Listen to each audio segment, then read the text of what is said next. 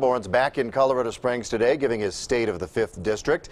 He says it is strong, but as KRDO News Channel 13 political reporter Eric Fink shows us, Lamborn is fed up with growing wait times at the VA. It's new on 13 at 5 o'clock. Congressman Doug Lamborn argues the Veterans Administration is letting hundreds of people down in our military community.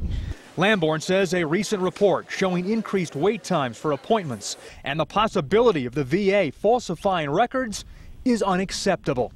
We're not seeing people fired when they do things wrong in the VA.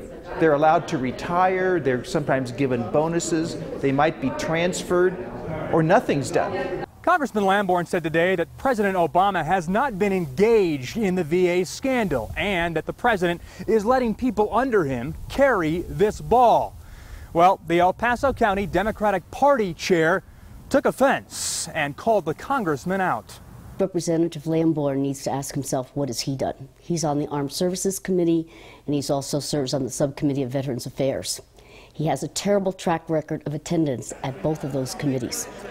Congress is also responsible. At the State of the 5th District address, the 5-term congressman also weighed in on the political firestorm surrounding President Obama's possible appointment to the Supreme Court in this election year. The next president who's going to be here in January and be serving at least 4 more years should be the one to make that decision. And it should be part of the campaign. Do we want a Bernie Sanders or a Hillary Clinton, or do we want a Republican?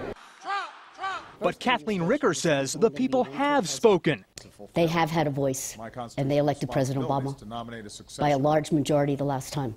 That is their voice. Lamborn says he will continue fighting against cuts to our defense budget in Washington and ensure personnel at Fort Carson have the assets they need in order to fulfill their duties.